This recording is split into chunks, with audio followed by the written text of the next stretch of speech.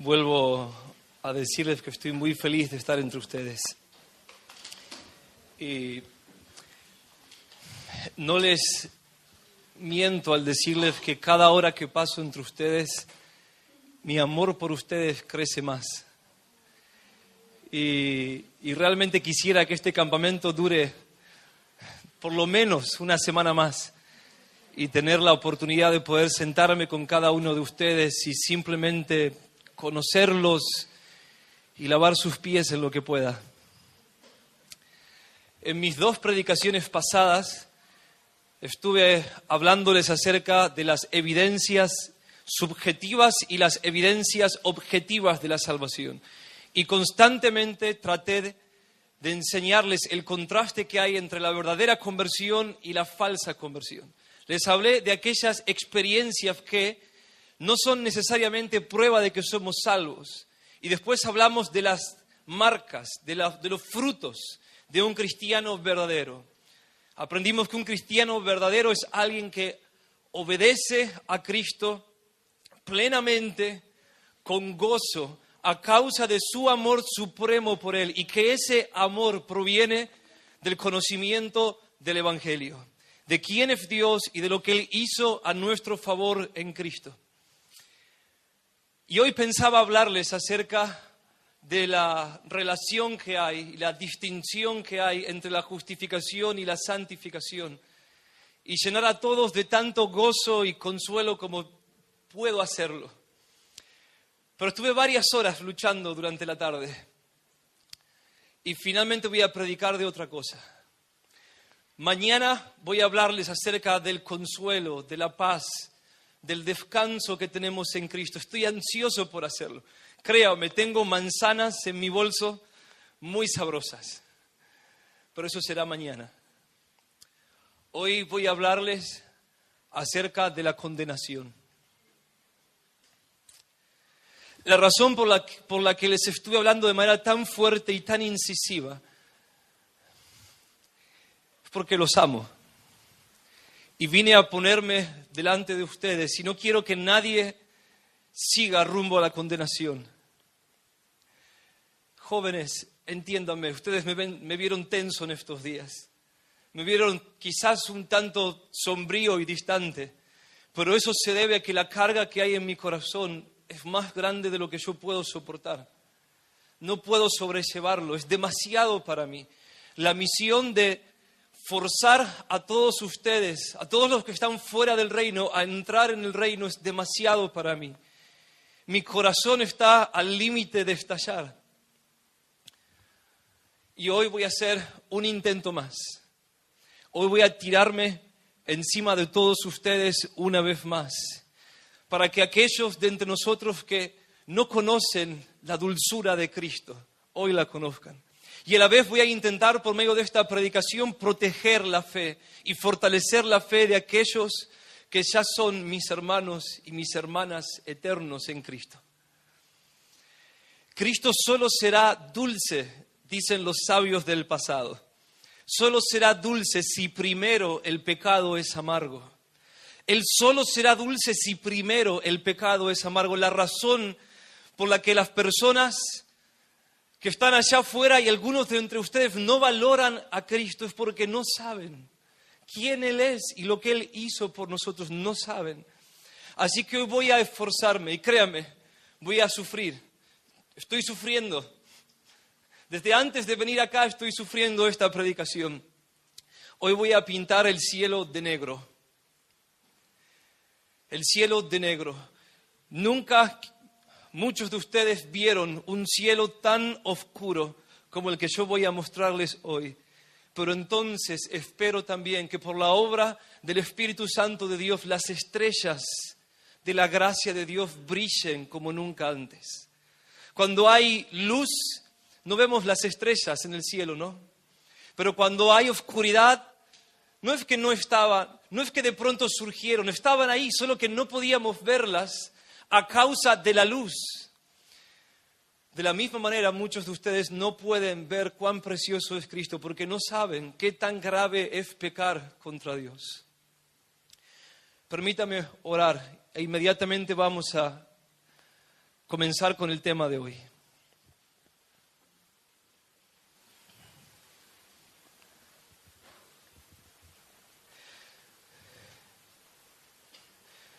Mi Señor, mi Cristo, mi tesoro, mi Salvador cariñoso, te adoro, te amo, haría cualquier cosa que me pidas.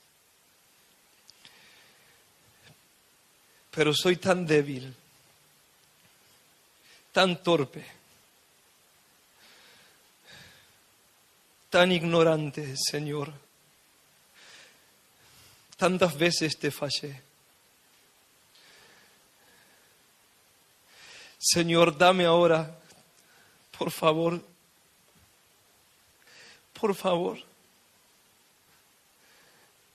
dame por gracia el poder para proclamar tus maravillas. Dame la capacidad de enseñar acerca de tu bondad y acerca de tu severidad. Y que tu Hijo reciba hoy la recompensa por su sacrificio. Y que al final de esta reunión todos nos postremos ante Él. Y lo adoremos, lo contemplemos y lo adoremos. Como Él lo merece. Padre, pido esto, no en mi nombre, no por causa de mí, no por causa de nadie más, solo en el nombre de Jesús. Solo en el nombre de Jesús. Amén.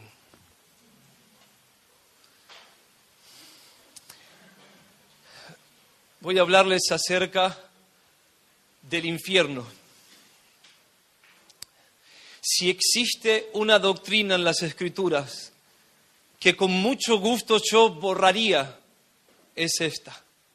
Entiendo a aquellos que niegan la realidad del infierno. Entiendo a aquellos teólogos que tuercen las Escrituras para negar la verdad de que hay un lugar de tormento eterno. Lo entiendo. Lo entiendo.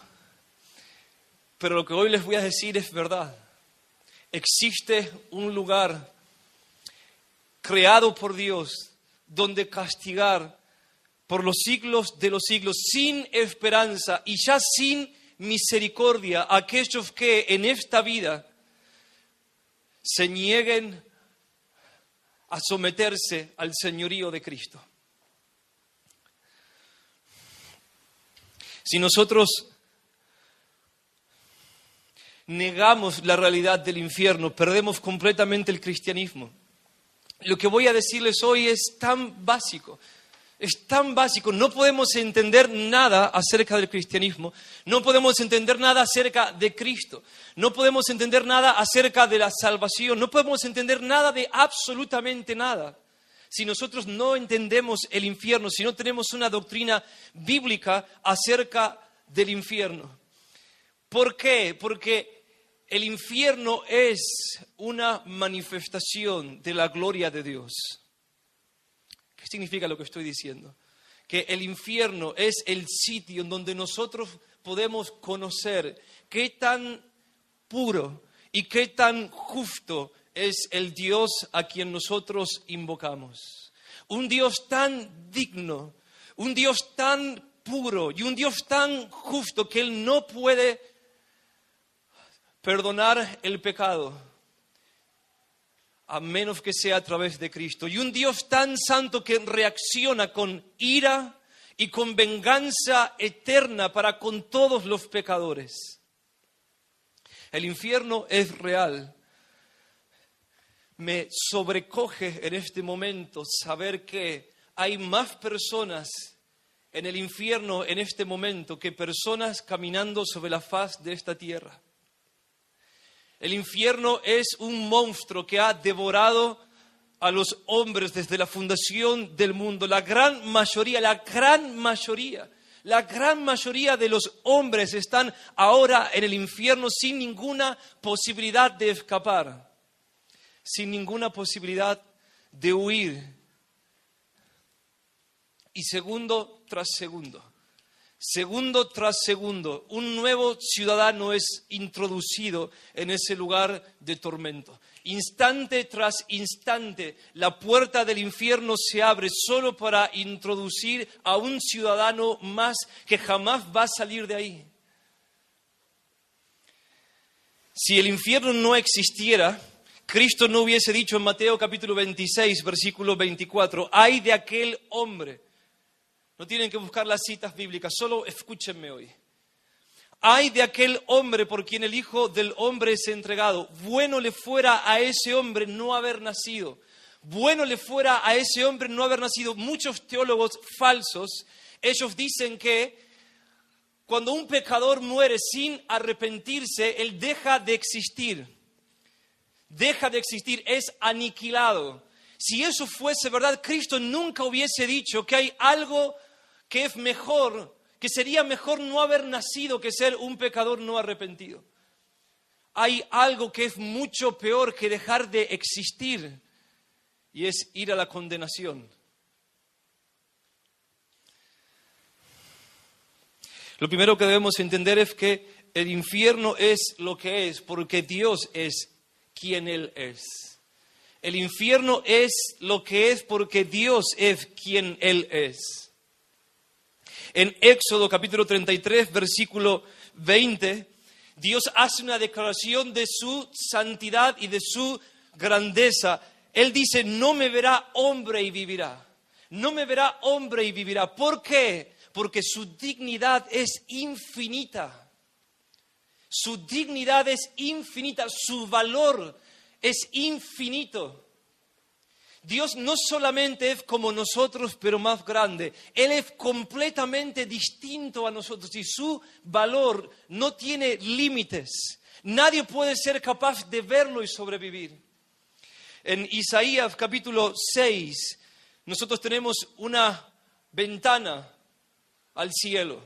La ventana del cielo se abre e Isaías, el profeta Isaías, ve a Cristo sentado en su trono y entonces él ve algunos serafines hechos de fuego, seres angelicales hechos de fuego que se cubren sus rostros delante del trono y cubren sus pies y cantan sin cesar, Santo, Santo, Santo, Jehová de los ejércitos, toda la tierra está llena de su gloria.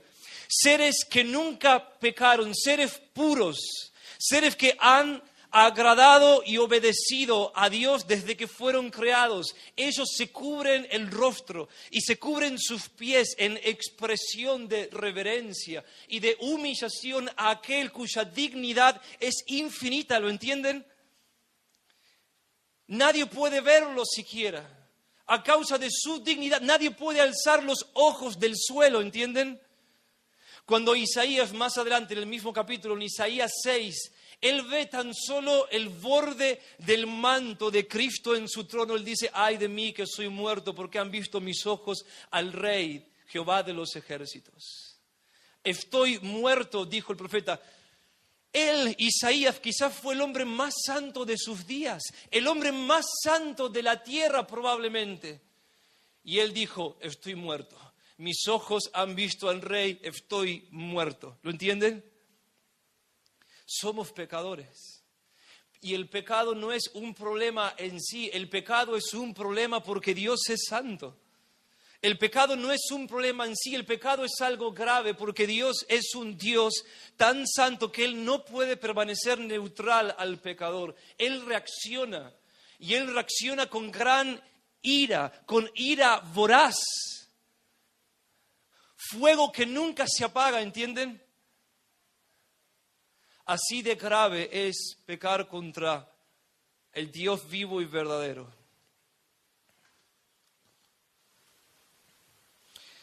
El profeta Habacuc dice en Habacuc capítulo 1 versículo 13, muy limpio eres de ojos para ver el mal, ni puedes ver el agravio. Muy limpio eres de ojos para ver el mal, ni puedes ver el agravio. Sus ojos santos ni siquiera pueden soportar mirar al pecador. Ni siquiera puede tolerar tu presencia si sos un pecador no arrepentido. Él no puede ni siquiera mirarte a causa de su ira, a causa del aborrecimiento que experimenta cuando ve tu pecado. Él respira amenazas todos los días contra los pecadores. En Jeremías capítulo 5, versículo 30, 29 y 30, el Señor dice: cosa espantosa y fea es hecha en la tierra, no castigaré esto, dice Jehová, y de tal gente, escuchen bien, ¿no se vengará mi alma? ¿No se vengará mi alma? Sí, el Dios bíblico es un Dios que reacciona con venganza y nadie podrá escapar de su mano.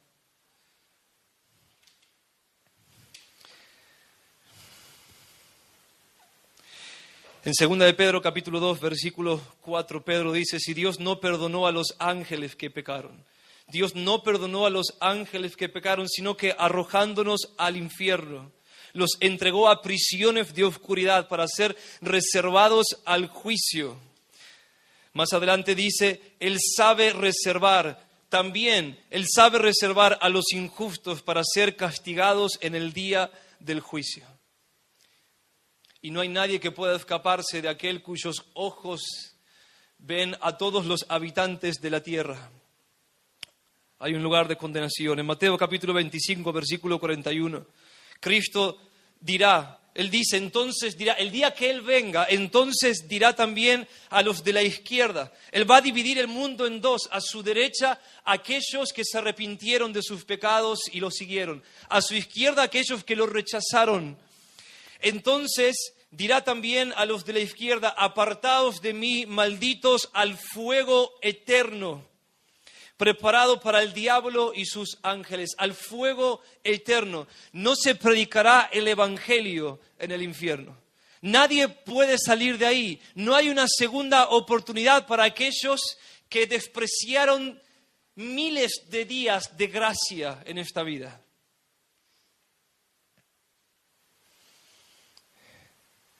¿Qué es el infierno? ¿Qué es el infierno?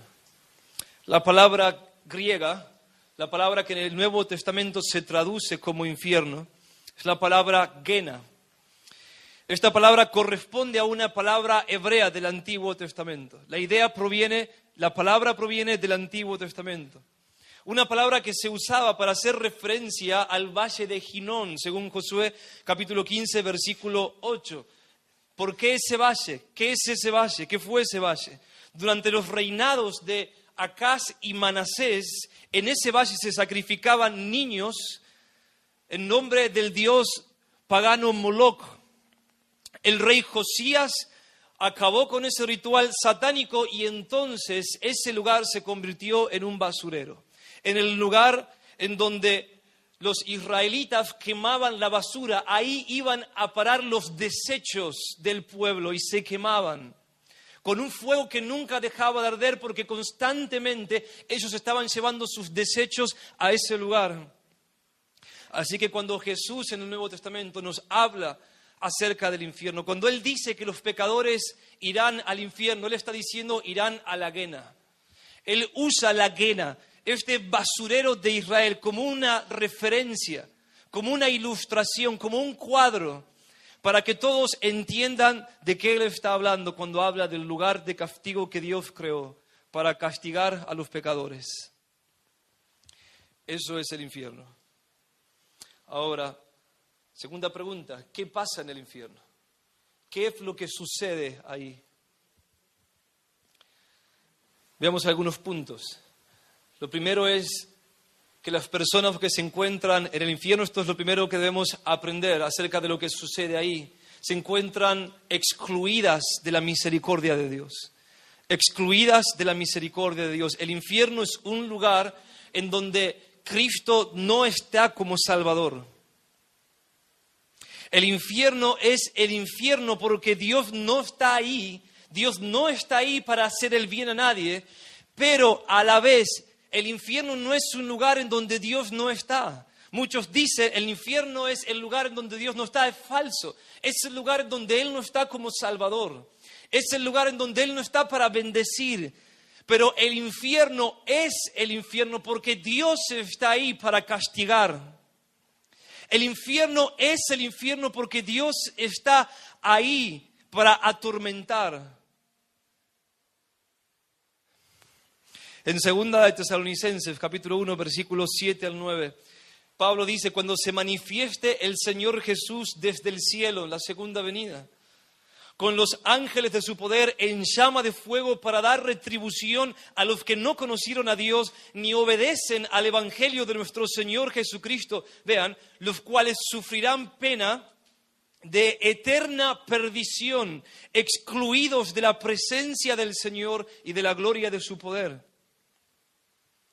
Eterna perdición, excluidos de la presencia del Señor. Pueden tan solo imaginarse ser apartados, ser alejados del único que podía salvarlos. Pueden imaginar ser separados, ser privados para siempre de la presencia de aquel que es llamado en la Escritura el autor de la vida.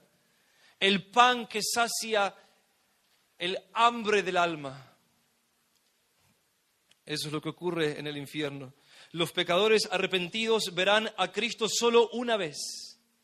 Los pecadores arrepentidos verán a Cristo solo una única vez. Ellos verán su gloria, verán su belleza, verán su majestad, verán la felicidad que provoca su presencia. Ellos lo verán. Ese día ellos entenderán absolutamente la verdad en cuanto a todas las cosas, pero entonces serán retirados de su presencia. Serán excluidos, no podrán hablar con Él, no podrán acercarse a Él, no lo verán nunca más. Ellos verán a Cristo y mirarán atrás el mundo que amaron, y esa única visión que tendrán de Cristo los atormentará por los siglos de los siglos. Porque nunca dejarán de pensar, jamás dejarán de pensar que tuvieron incontables oportunidades para reconciliarse con Él. En cualquier momento podrían haberse arrepentido y Él los habría recogido. Él los habría recibido. Él los habría perdonado plena, definitiva e inmediatamente. Pero no lo hicieron. Pero no lo hicieron, lo rechazaron, lo despreciaron, lo vendieron una y otra vez por platos de lentejas. Y cuando lo vean, lo entenderán, pero serán apartados de Él. Y por los siglos de los siglos, un gusano con dientes de hierro llamado conciencia los carcomerá, con la idea, con el pensamiento de la felicidad que podrían experimentar a su lado y que nunca tendrán. Lo que pudo haber sido y no será jamás. ¿Pueden tener una idea de eso? Piensen conmigo, razonen. ¿Pueden concebir un lugar semejante? Estar privados de toda esperanza. Hoy nosotros miramos al futuro y tenemos la expectativa de vivir, de hacer cosas, de tener una historia. El infierno se acabó. La puerta se cerró y se acabó. Ya no hay más historia, ya no hay más que monotonía, oscuridad y castigo. No hay vuelta atrás. ¿Lo entienden? El diablo los engaña y él quiere que ustedes no piensen en estas cosas. Pero deben pensar, porque es la verdad, es la realidad.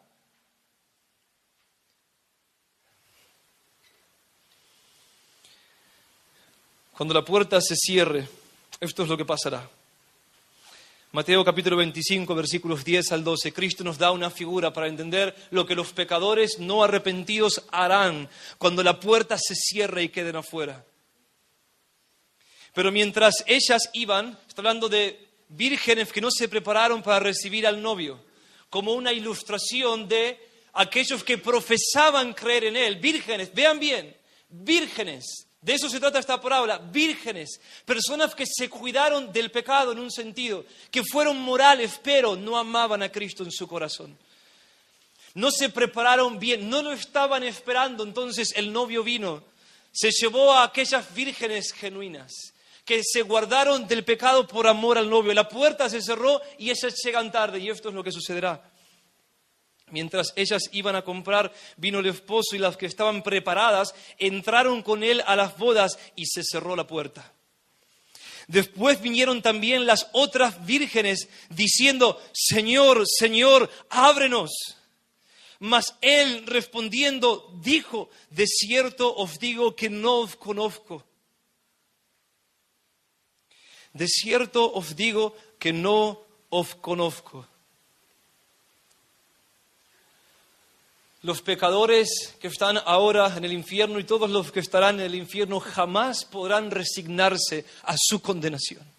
Ellos están golpeando en este mismo momento la puerta del infierno, pero nunca se abrirá. No os conozco, dice Cristo en este texto, no os conozco. Ustedes y yo, entienden, no tenemos nada que ver. ¿Por qué me llaman? Yo no los conozco. No sé quiénes son ustedes. Yo no los conozco, que el único que te pueda salvar te desconozca. ¿Qué puede ser peor? ¿Qué puede ser peor? Nada puede ser peor. Absolutamente nada puede ser peor. Esto es lo que sucede ahora mismo en el infierno. Mateo 25, versículo 30, solo unos versículos más adelante. ¿Por qué los pecadores golpean sin cesar la puerta? Echadle en las tinieblas de afuera, allí es el lloro y el crujir de dientes. Piensen, por favor, piensen aquellos de ustedes que aman a Cristo en sus familiares. Piensen en cualquier pecador, piensen en sus vecinos. ¿Pueden concebir la imagen de una persona llorando descontroladamente en medio de una llama de fuego, crujiendo sus dientes por los siglos de los siglos? ¿Pueden soportarlo? En el infierno ocurre todo lo contrario a lo que ocurre en el cielo. El infierno es la antítesis del cielo, es todo lo opuesto. En el cielo, según el Salmo 16, versículo 11, en tu presencia hay plenitud de gozo, 100% de felicidad, delicias a tu diestra para siempre, placeres inagotables por los siglos de los siglos. En el infierno no hay nada. Ningún placer, ninguna alegría, ningún descanso, ni siquiera una gota de agua. ¿Lo entienden? Ni siquiera una gota de agua. En el infierno todo es monótono, todo es oscuro, todo es carente de belleza, todo es grotesco, todo es horrible, comenzando por sus moradores, comenzando por los pecadores, que después de que toda gracia sea retirada de ellos, no serán más que monstruos eternos.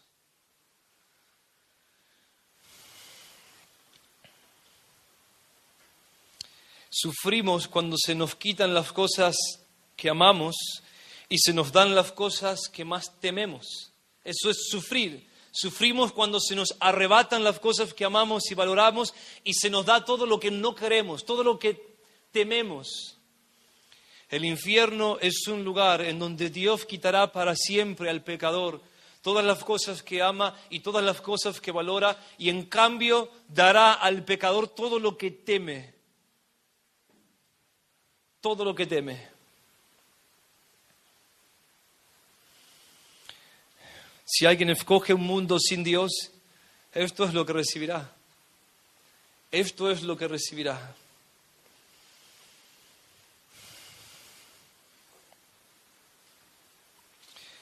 En segundo lugar, en primer lugar, entonces, el infierno es un lugar en donde Dios no está como Salvador, sino que solo está ahí para atormentar y castigar. En segundo lugar, en el infierno las personas sufren mucho más allá de lo que es posible sufrir en esta vida. El infierno es un lugar en donde el pecador sufre mucho más allá de lo que es posible sufrir en esta vida. La enseñanza de las Escrituras, escuchen bien, es que Dios resucitará en el día final, cuando Cristo vuelva y el tiempo de gracia se agote. Él con su voz poderosa resucitará a todos los hombres. Aquellos que lo hayan amado recibirán cuerpos inmortales, cuerpos capaces de experimentar deleites, felicidad, mucho, mucho más allá de lo que es posible en esta vida. Pero los pecadores no arrepentidos recibirán cuerpos nuevos, cuerpos inmortales, capaces de resistir y de sufrir un tormento que este cuerpo actual, el cuerpo que tenemos ahora, no podría resistir en absoluto. Pueden concebir una vez más la verdad de las Escrituras, pueden sobrellevar la verdad de que si no escapan a Cristo, si no huyen a Él, recibirán un cuerpo apto para el sufrimiento. Se levantarán del polvo de la tierra, resucitarán de entre los muertos, no para ir a un lugar de descanso, felicidad y justicia, sino para ir a un lugar de tormento. En Daniel capítulo 12, versículo 2, Daniel dice: los que duermen en el polvo de la tierra serán despertados. Despertados es sinónimo acá de resucitados. Unos para vida eterna y otros para vergüenza y confusión perpetua. En Mateo capítulo 13, versículo 42. ¿Para qué son estos cuerpos? ¿Qué tipo de sufrimiento? Cuerpos capaces de resistir, ¿qué? Los echarán en el horno de fuego. Los echarán en el horno de fuego. Cuerpos capaces de ser quemados por los siglos de los siglos. Los pecadores que ahora están en el infierno harían cualquier cosa para ser aniquilados y dejar de existir. Ellos anhelan el fin, pero esa misericordia les será negada. Ellos, al igual que la generación previa a los días de la segunda venida, ansían la muerte, pero la muerte ha huido de ellos. En Apocalipsis se nos dice que en los últimos tiempos Dios castigará a este mundo como Él castigó a Egipto. Él desatará sus plagas. Y esto es lo que sucederá. En aquellos días los hombres buscarán la muerte. Querrán suicidarse, ¿entienden? Eso es lo que significa. Buscarán la muerte, pero no la hallarán. Ansiarán morir, pero la muerte huirá de ellos. ¿Alguna vez vieron a un enfermo terminal revolcándose en la camilla de un hospital, ansiando morir?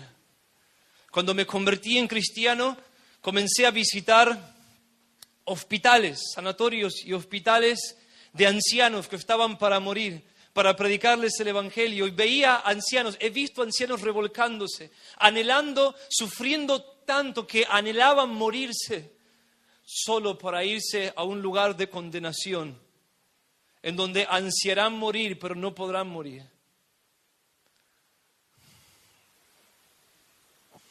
¿Cómo serán castigados los pecadores? Sufrimiento más allá de lo que es posible en esta vida. ¿Cómo? Las Escrituras nos dicen algunas cosas. Ellos serán quemados. Serán quemados. En Mateo capítulo 3, versículo 10 en adelante. Y ya también el hacha está puesta a la raíz de los árboles. Por tanto, todo árbol que no da buen fruto es cortado y echado en el fuego. Versículo 12. Su aventador está en su mano. Cristo es el que tiene el aventador. Y limpiará su era y recogerá su trigo en el granero y quemará la paja en fuego que nunca se apagará. En Apocalipsis capítulo 14, versículos 10 y 11, se nos advierte: el pecador será atormentado con fuego y azufre. atormentado con fuego y azufre, y el humo de su tormento sube por los siglos de los siglos. Un horno en donde el fuego nunca se apaga, ¿entienden? Y no tienen, escuchen bien, y no tienen reposo de día ni de noche, ni siquiera por un instante saldrán de la llama. Ni siquiera por un instante dejarán de ser atormentados con la llama. En Apocalipsis capítulo 20, versículo 15, el que no se encontraba inscrito en el libro de la vida fue arrojado al lago de fuego. No solamente hay una llama, hay también un lago de fuego. No puedo ni siquiera soportar pensar en estas cosas. ¿Entienden por qué mi solemnidad? ¿Entienden por qué mi urgencia? ¿Entienden por qué no hago chistes? ¿Por qué estoy tan serio? Porque la idea de que algunos de ustedes van a estar en ese lugar me atormenta.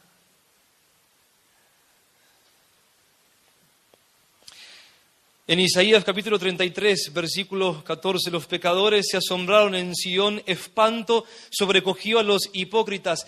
¿Quién de nosotros morará con el fuego consumidor? ¿Quién de nosotros habitará con las llamas eternas?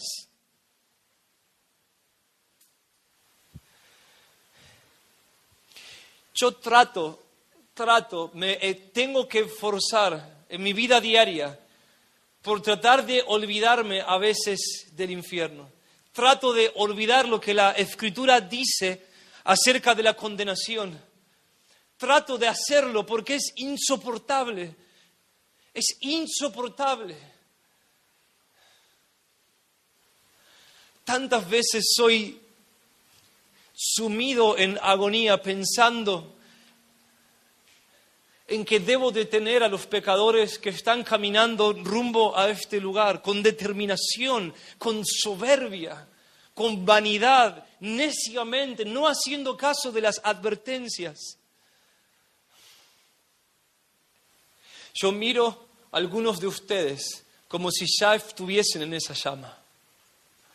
Y por la misericordia de Dios, solo por la misericordia de Dios, solo por la misericordia de Dios no están ahí. Pero no hay ninguna diferencia entre ustedes y los que ya arden, entre aquellos de entre ustedes que han jugado hasta ahora con el nombre de Cristo y aquellos que ya arden. Escuchen, Dios no odia más a los pecadores que están ahora en la condenación de lo que odia a aquellos de entre nosotros que todavía nunca han abandonado sus pecados.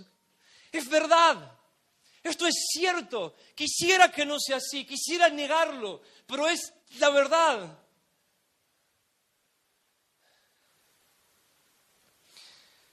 La Escritura nos dice más cosas. Yo no sé cómo interpretar estos textos. En Mateo capítulo 24, versículos 51 al 52, Cristo dice, es una figura que Él nos da para hablar del sufrimiento del infierno. Yo no sé qué significa. Vendrá el Señor de aquel siervo en día que éste no espera y a la hora que no sabe y lo castigará duramente. Eso no es lo que dice el griego. El griego no dice lo castigará duramente. ¿Saben lo que dice el texto griego? Dice lo cortará en dos. Lo cortará en dos. Y pondrá su parte con los hipócritas. Allí será el lloro y el crujir de dientes. En Lucas capítulo 19, versículo 27, escuchen esto. Escuchen. Estos textos fueron inspirados por el Espíritu Santo para que ustedes se espanten, para que tengan miedo de Dios. Cristo dijo, teman a aquel que tiene autoridad para arrojarlos al infierno, para que teman y no pequen. Para que teman y se aparten del camino del mal. El principio de la sabiduría es el temor de Jehová, hijos míos. El principio de la sabiduría, simplemente el comienzo de la sabiduría, es entender lo temible que Él es. Vean lo que Cristo, el león y el cordero, el cariñoso Salvador, pero el verdugo y el vengador de los no arrepentidos. Vean lo que él dice. A aquellos mis enemigos que no querían que yo reinase sobre ellos, traedlos acá y decapitadlos delante de mí. Decapitadlos delante de mí.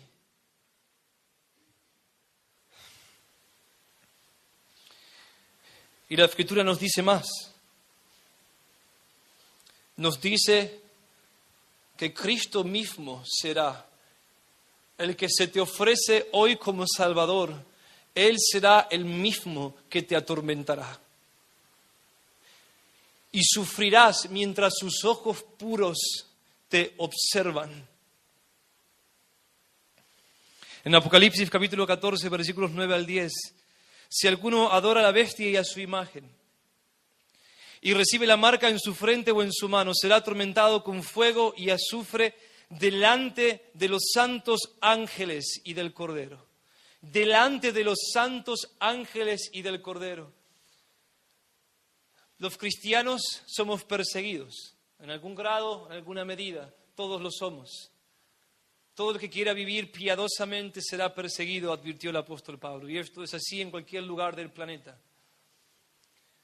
Somos perseguidos, somos discriminados, somos odiados. Muchos han muerto, muchos mártires han dado su vida en presencia de muchos burladores.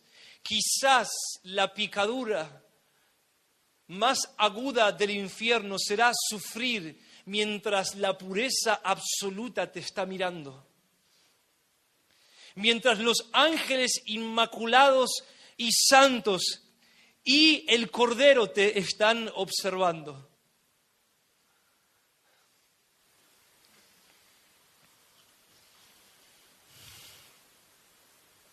Y todo esto será hecho con gran intensidad, oh Señor.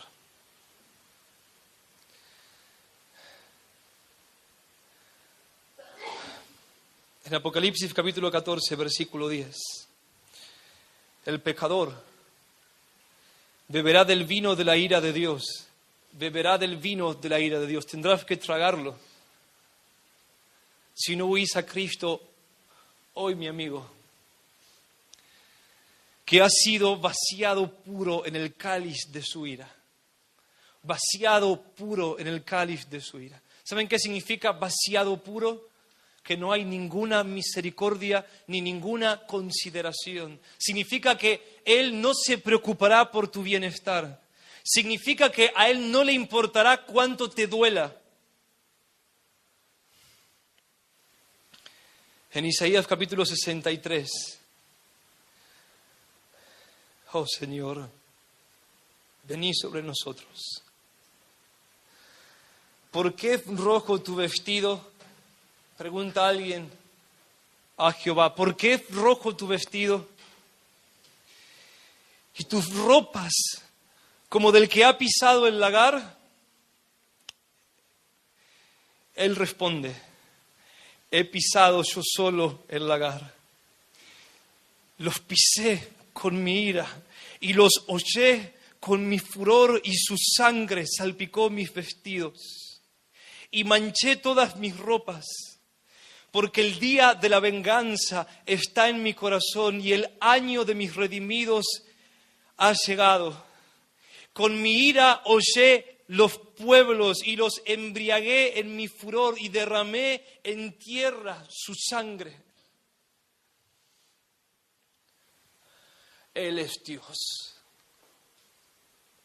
Y mientras Él derrame su ira sobre los pecadores, según el libro de Apocalipsis, los redimidos cantaremos y alabaremos diciendo, grande y poderoso es nuestro Señor. ¿Quién no te temerá, oh Señor? Porque tus juicios se han manifestado.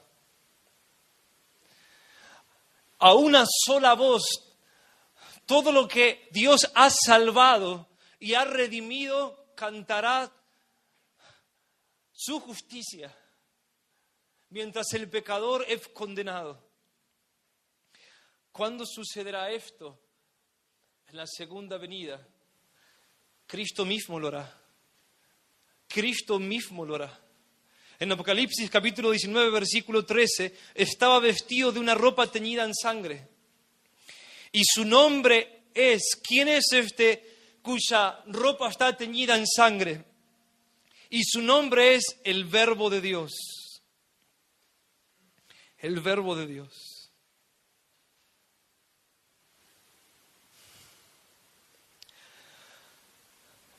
Y aún después de todo lo que la Biblia nos dice acerca del tormento del infierno, nosotros debemos concluir que no hay ninguna imagen ni ninguna experiencia a la que nosotros podamos recurrir que pueda hacer justicia a la gravedad y el terror del infierno. El infierno es terrible, es horrible, mucho más allá de nuestra imaginación.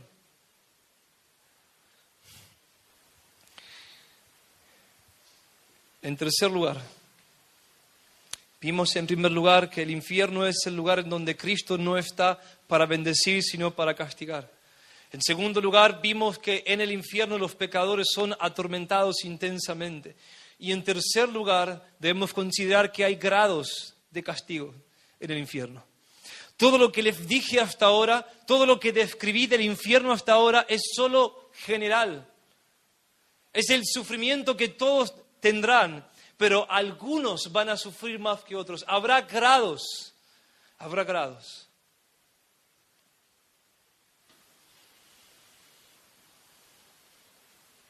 Los que han pecado más recibirán mayor castigo, pero de entre todos los que serán castigados más gravemente, aquellos que más castigo recibirán son los que escucharon el bendito evangelio de la misericordia de nuestro Señor Jesucristo y lo rechazaron.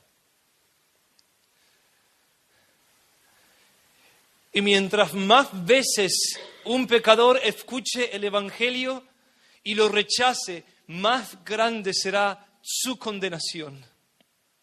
El diablo no tiene posibilidad de reconciliarse con Dios. Los ángeles caídos no pueden ser perdonados, pero vos sí podés ser perdonado. Si rechazás la gracia que solo a los hijos de Adán, que solo a nosotros, a los hombres, se nos ofrece, serás castigado con mayor severidad. En Mateo capítulo 11, versículos 21 al 24, Cristo dice a ciudades que lo rechazaron: ay de ti, Corazín, ay de ti, Betsaida, porque si en Tiro y en Sidón, ciudades que fueron condenadas, se hubieran hecho los milagros que han sido hechos en vosotras, tiempo ha que se hubieran arrepentido en cilicio y en ceniza. Por tanto, os digo que en el día del juicio será más tolerable el castigo para Tiro y para Sidón que para vosotras. Y tú, Capernaum, que eres levantada hasta el cielo, hasta el Hades serás abatida.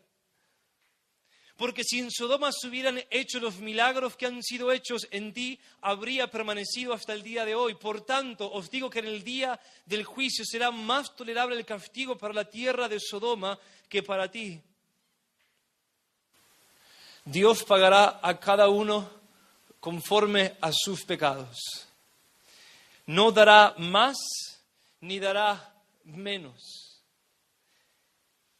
Y porque sea doloroso para vos, si fueras a la condenación, Él no va a tener misericordia. Él no va a detenerse. Él no va a tenerte lástima. ¿Te das cuenta? Él va a darte exactamente lo que mereces. Él va a pagarte conforme a su justicia y nada más que a su justicia. Entiendan, por favor. Siento que voy a desfallecer. Entiéndanlo, por favor. Entiéndanlo. Aquellos de ustedes que todavía no se rindieron, entiéndanlo. Dios hoy te llama. Dios hoy te ofrece el perdón de todos tus pecados y más aún Él te ofrece ser tu padre, adopción. Pero si lo seguís rechazando, Él ya no se preocupará por tu bienestar. Su paciencia tiene un límite. Lucha ahora contra todo lo que dentro tuyo se opone a que sigas a Cristo. ¿No es absurdo vivir para este mundo? ¿No es ridículo? ¿No te das cuenta cuán pecador sos, que mereces ir a la condenación? Todos lo merecemos. Yo lo merezco, yo soy un pecador, yo sé. Veo mi rostro en cada texto que leo. Ahí debería ir. Yo soy un pecador. Yo merezco una terrible condenación porque peco voluntariamente, he pecado voluntariamente, he rechazado a Cristo muchas veces y no sé cómo hoy les estoy predicando a ustedes.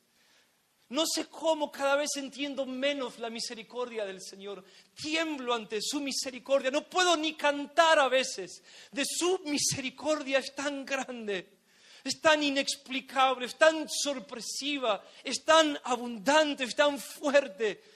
Pero si rechazás esa misericordia, es la evidencia de que mereces doble condenación. ¿Cómo podrías rechazar a Cristo después de saber lo que Él ha hecho? ¿Cómo sos capaz?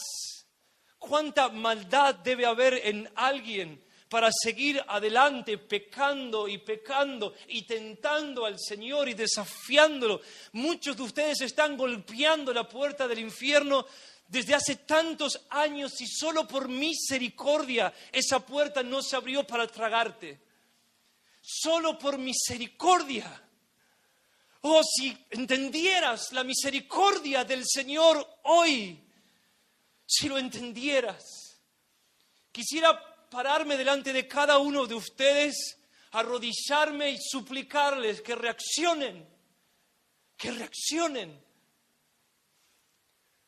¿Por qué ir al infierno con Satanás y sus demonios cuando hoy pueden ser limpios? En Ezequiel capítulo 8, versículo 18, Él dice, Él advierte a aquellos que se endurecen y rechazan sus bondades. Yo procederé con furor, no perdonará mi ojo, ni tendré misericordia. Y gritarán a mis oídos con gran voz y no los oiré. Dios no es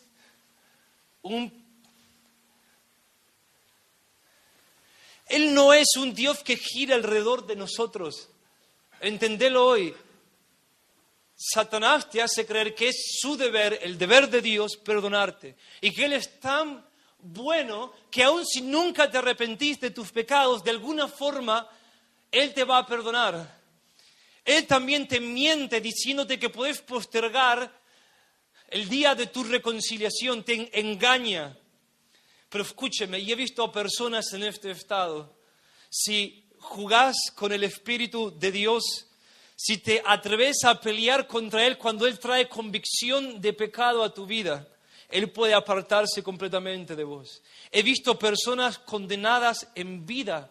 La Biblia nos advierte en Hebreos 6, en Hebreos capítulo 10, de personas que ya no tienen posibilidad de reconciliarse con Dios, personas que no van a ser perdonadas, personas para las que ya no hay misericordia. Existe un pecado que es imperdonable. ¿No te aterra? ¿No te aterra?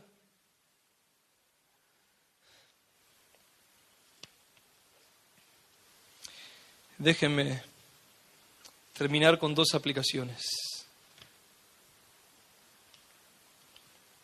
En primer lugar, me dirijo a aquellos que aman a nuestro precioso Señor Jesucristo.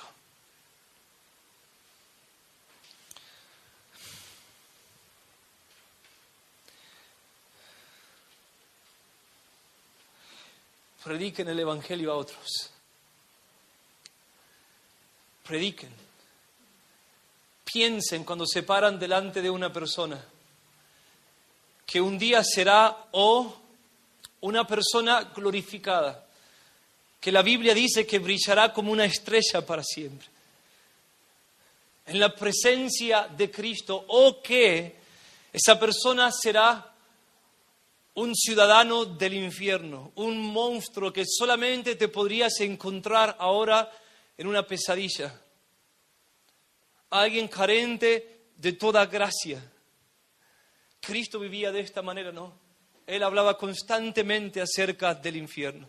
Él advertía apasionadamente a las personas.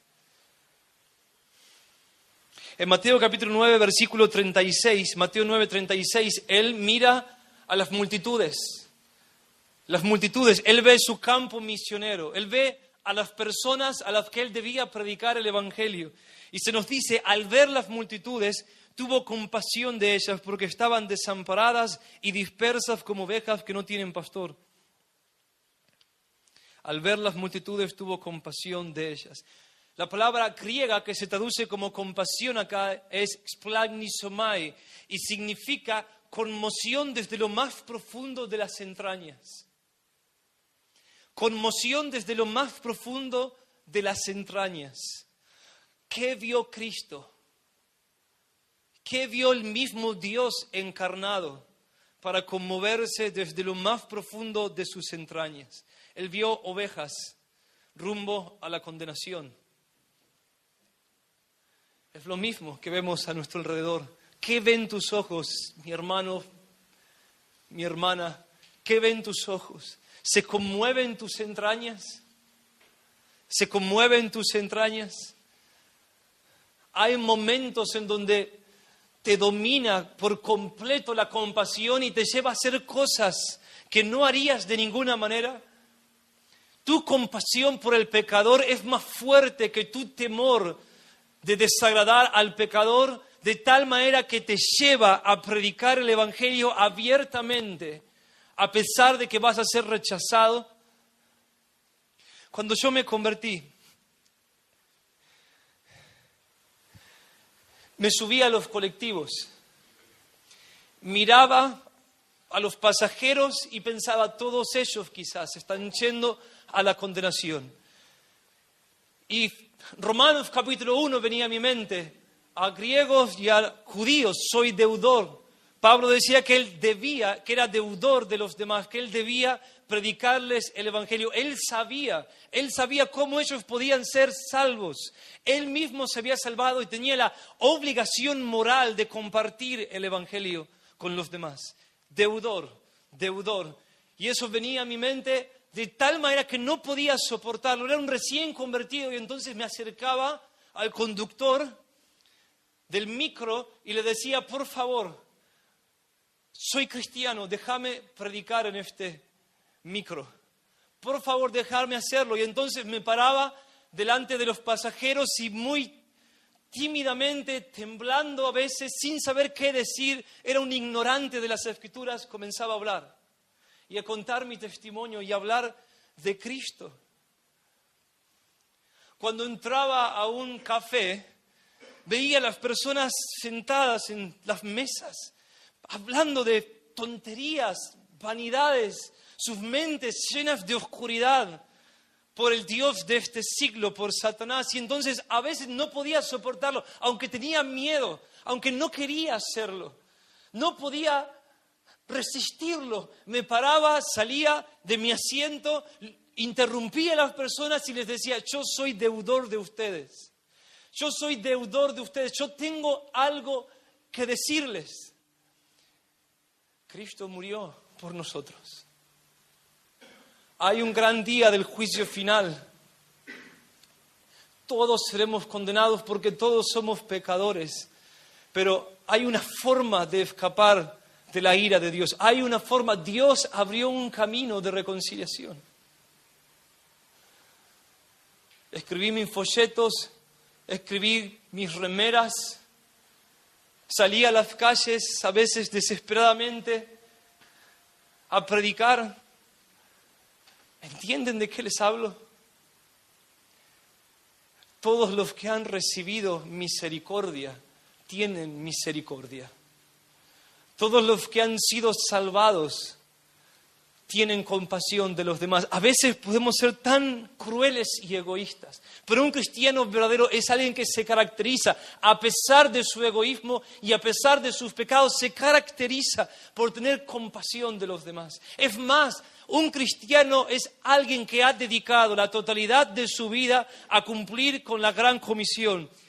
No hay nada más importante para él que predicar el evangelio a los que están yendo a la condenación. Háganlo, prediquen, aprendan a predicar, háganlo, como sea, háganlo, confíen en el Espíritu Santo y abran su boca y prediquen.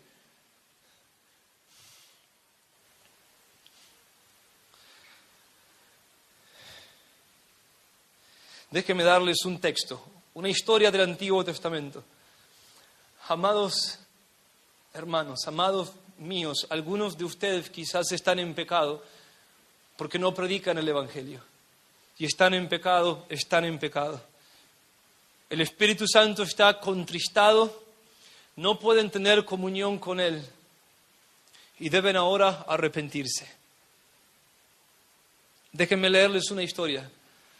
En 2 de Reyes, capítulo 7, versículos 8 al 9, encontramos esta historia. El Señor hace huir el ejército sirio. El ejército sirio estaba amenazando a Israel y el Señor hace algo para aterrorizarlos y ellos huyen. Y entonces sucede lo siguiente: unos leprosos llegan al campamento cuando éste había sido abandonado y comienzan a tomar las riquezas que los sirios habían dejado en el campamento. Y vean lo que ellos hacen. Cuando los leprosos llegaron a la entrada del campamento, entraron en una tienda y comieron y bebieron y tomaron de allí plata y oro y vestidos y fueron y lo escondieron. Y fueron y lo escondieron. Y vueltos entraron en otra tienda y de allí también tomaron. Y fueron y lo escondieron. Luego se dijeron el uno al otro: no estamos haciendo bien. Hoy es día de buena nueva y nosotros callamos. Y si esperamos hasta el amanecer, esto sucedió de noche, si esperamos hasta el amanecer, nos alcanzará nuestra maldad. Vamos pues ahora, entremos y demos la nueva en casa del rey. Esto es una perfecta ilustración del pecado de esconder las riquezas del Evangelio que pueden salvar al pecador. Sí, de las riquezas materiales, sí, esconder riquezas materiales en vez de compartirlas con los demás. Es un pecado tan grave que estos leprosos dicen: si no nos arrepentimos de esto, si no hacemos restitución, si no vamos a dar la buena nueva al pueblo para que todos vengan a tomar las riquezas de los sirios, la maldad va a alcanzarnos. Eso significa Dios va a castigarnos porque es demasiado cruel y egoísta nuestro proceder. Si eso es verdad respecto a riquezas materiales, ¿qué de las riquezas del Evangelio? ¿Me entienden? Es un gran pecado. Amados míos, hoy deben arrepentirse y hacer frutos dignos de arrepentimiento. Deben restituir. Deben ir y buscar a las personas que dejaron pasar rumbo a la condenación, pedirles perdón y predicarles el Evangelio. Y por favor, no miren a los demás. Aun si nadie más lo hace, aun si todos deciden ser rebeldes, por favor, vos sé obediente. Aun si nadie más honra al Señor, hacelo. Por favor, hacelo.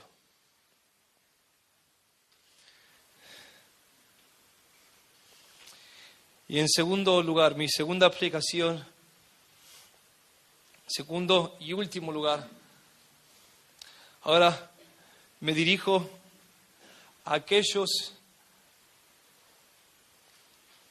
que están condenados.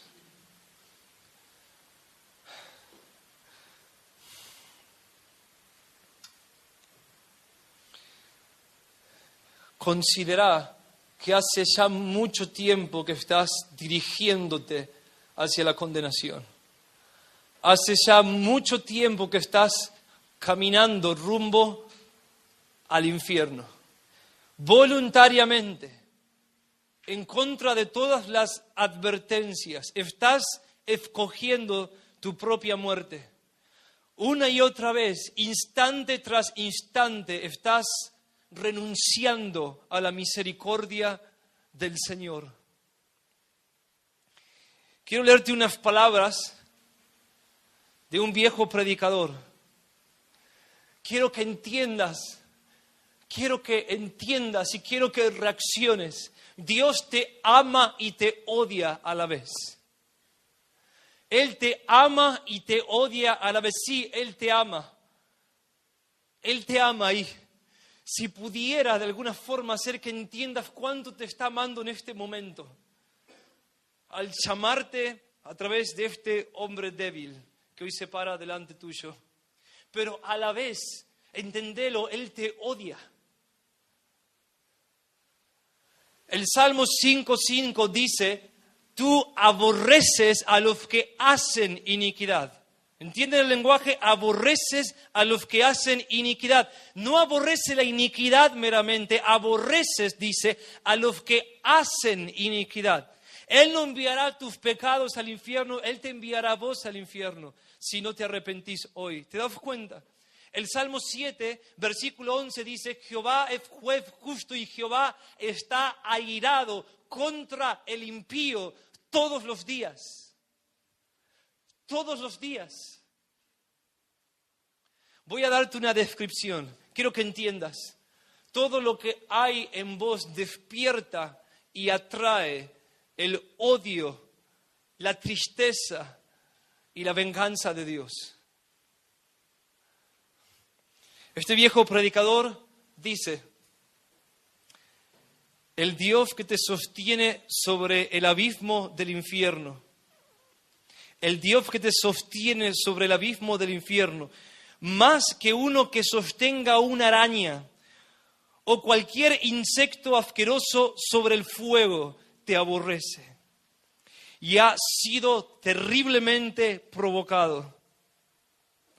Su ira hacia ti se enciende como fuego, te ve como digno, pero no para otra cosa que para ser echado en el fuego. Es tan puro de ojos que no puede mantenerte a su vista. Eres 10,000 veces más abominable a sus ojos que lo que la serpiente venenosa más odiada es a los nuestros. Le has ofendido infinitamente más que lo que un rebelde obstinado ofende a su príncipe. Y, sin embargo, no es otra cosa que su mano la que te sostiene de caer en el fuego en cualquier momento. No debe ser atribuido a nadie más el que no hayas ido al infierno la última noche. Y no hay otra razón que dar de por qué no has caído en el infierno desde que te levantaste esta mañana que el hecho de que la mano de Dios te ha sostenido.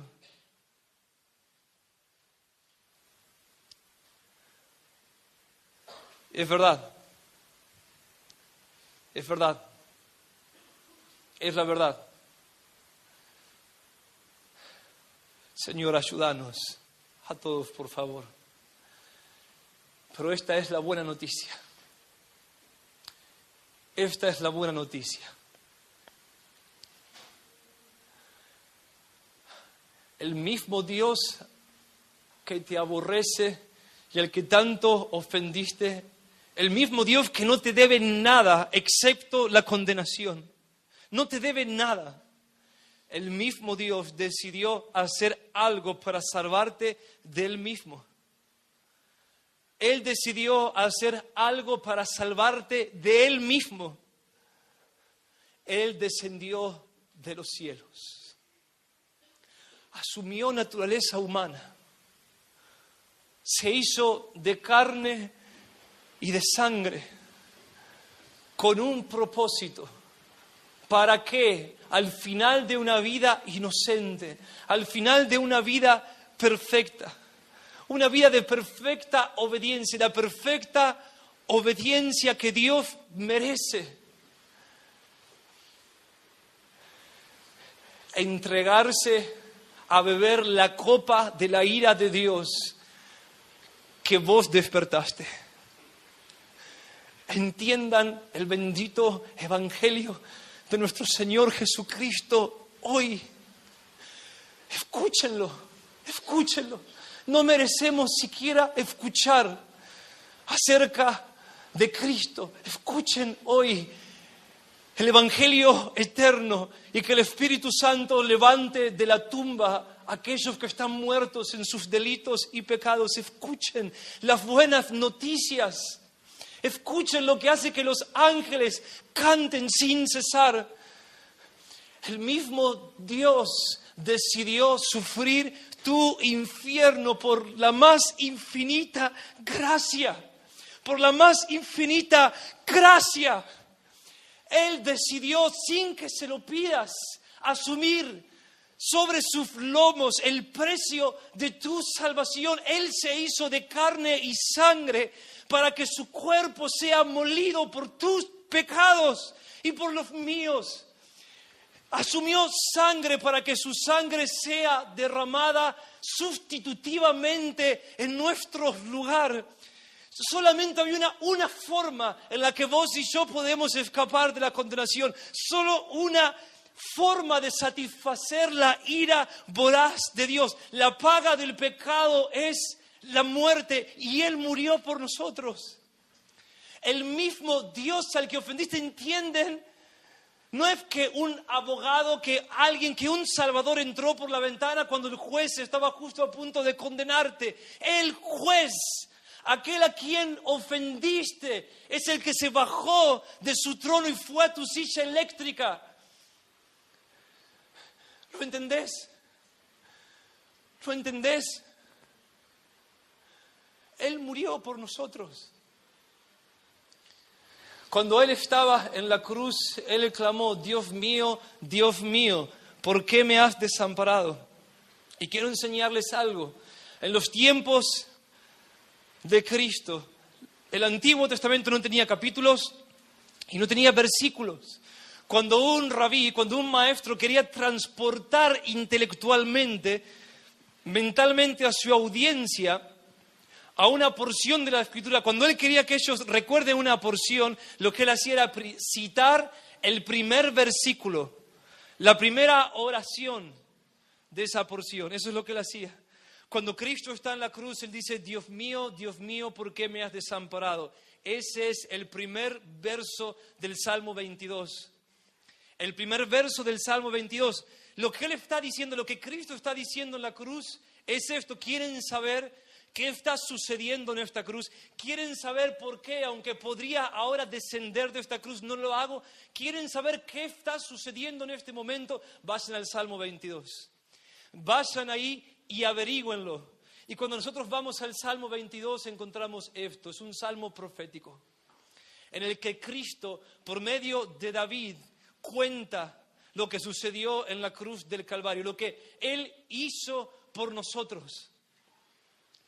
Y esto es lo que leemos, mis amigos. Dios mío, ¿por qué me has desamparado? Versículo 1. Escúchenme, no lo busquen, escúchenme. Dios mío, ¿por qué me has desamparado? ¿Por qué estás tan lejos de mi salvación y de las palabras de mi clamor? Dios mío, clamo de día y no respondes, y de noche y no hay para mí reposo. ¿Por qué? Cristo está clamando en la cruz, pero Él, el eterno Hijo de Dios, ha sido abandonado por Dios. ¿Por qué? ¿Por qué no hay para Él salvación? Tú eres santo, versículo 3. Versículo 6. Mas yo soy gusano y no hombre. Mas yo soy gusano y no hombre. Vos y yo somos gusanos, ¿entendés? Vos y yo somos gusanos ante Dios. Cuando Cristo fue a la cruz del Calvario, todos nuestros pecados fueron escritos en su alma y en su cuerpo. todo nuestro historial de pecado, toda nuestra desobediencia, todos nuestros malos pensamientos, todos nuestros actos vergonzosos y secretos, todo lo horrible que nosotros hicimos fue transportado a Cristo, fue transferido a Cristo, y la ira de Dios se apartó de nosotros y fijó sus ojos en Él. Y en ese momento, mi amigo, en ese momento, los ojos del Padre, que siempre, sin principio, siempre habían mirado a su Hijo con amor infinito, con ternura infinita, en ese momento, por primera vez en la eternidad, el ceño del Padre se frunció contra el Hijo. Y Él lo tomó y sin ninguna misericordia lo puso sobre el altar de nuestra salvación y lo sacrificó y lo castigó y lo molió, lo destruyó, lo hizo añicos sin detenerse hasta que todo fue pagado. Hasta que todo fue pagado. Hasta que no quedó una sola gota de su ira. Pero el Salmo sigue y Cristo nos dice más. Él nos describe la experiencia de su sufrimiento. Él nos describe el infierno. He sido derramado como aguas, versículo 14. He sido derramado como aguas.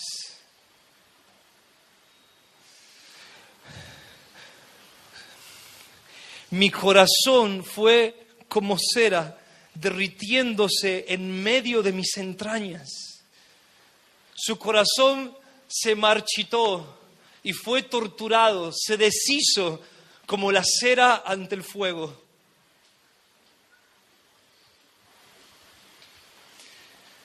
Derritiéndose en medio de mis entrañas, horadaron mis manos y mis pies. Repartieron entre sí mis vestidos.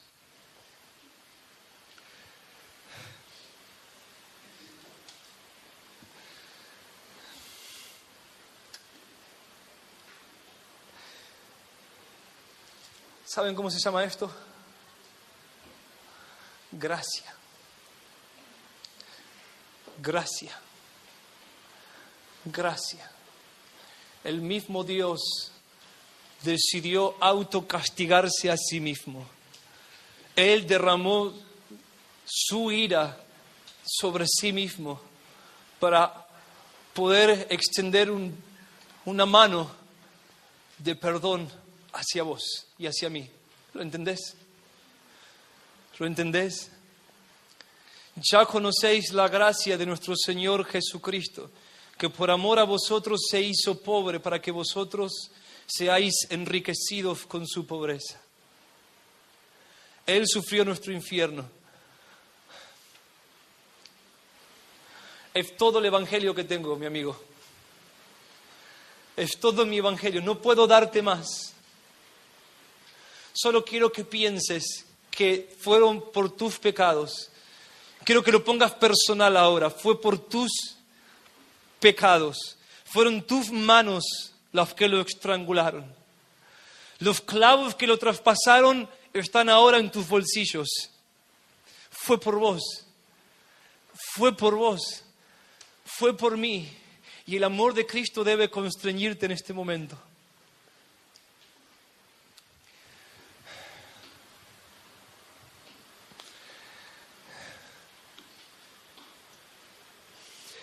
¿Cómo ser salvo?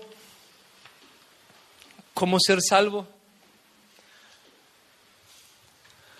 Arrepintiéndote y creyendo. Arrepintiéndote ¿de qué? De no haberlo amado con toda la mente, el corazón y las fuerzas. De no haberlo tenido como tu tesoro.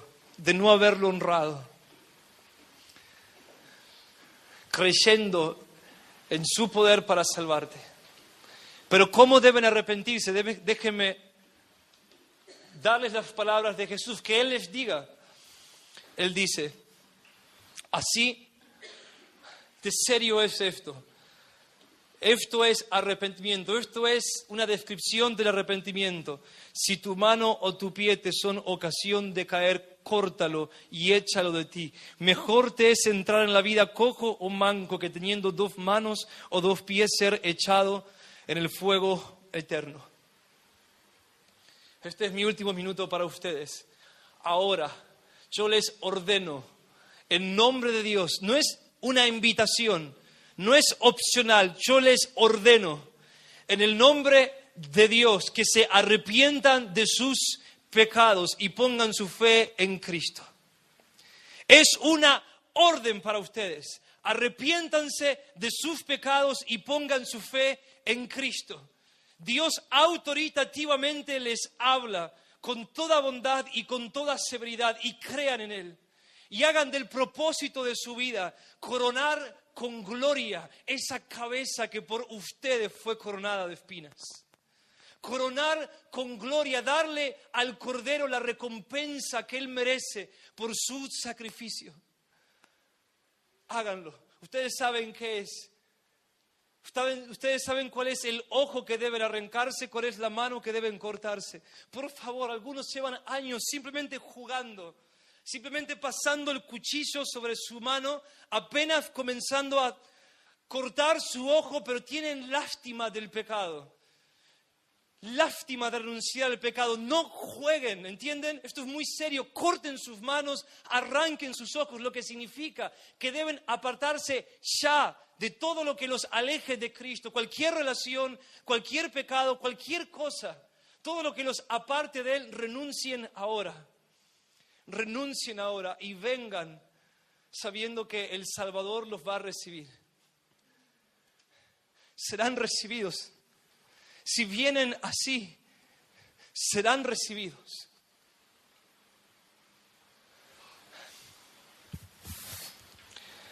Señor, Señor,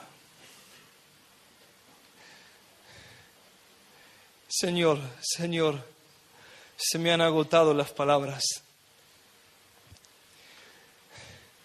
Me dijiste que lo fuerce a entrar. Y es lo que estoy tratando de hacer. Pero es tu poder, tuya es la salvación. Tuya es la salvación. Tuya es la salvación. Vení ahora, Señor. Vení ahora, vení ahora. Vení ahora. Y mostrate infinitamente valioso e irresistiblemente bello ante los ojos de todos. Por favor, yo intercedo por estos jóvenes. Te suplico que tengas misericordia de ellos. Oh Señor, los que te aman, que hoy te amen más, que entiendan cuánto les ha sido perdonado. Oh, levantá misioneros, levantá evangelistas, levantá hombres y mujeres que cuiden a la iglesia. Y a los pecadores, Señor, no sé ni cómo pedírtelo ya. Por favor, atráelos a vos. Tráelos a vos. Tráelos a vos. Tráelos a vos. Yo te suplico, si he hallado gracia ante tus ojos, borra mi nombre del libro de la vida, pero salvalos. Salvalos, Señor. No puedo soportar pensar que ellos sean condenados. Salvalos, Señor, salvalos. Quiero que sean mis hermanos. Quiero caminar siempre con ellos, Señor. Quiero que te alaben con todo su corazón. Quiero que te conozcan. Salvalos, Señor. Salvalos. Tómalos con autoridad. Arrancalos de la potestad de las tinieblas. Por favor, por favor, por favor, por favor. Yo intercedo por ellos, por favor. Por favor, Señor, mi Cristo, mi Salvador, como me salvaste a mí cuando te odiaba, sálvalos a ellos.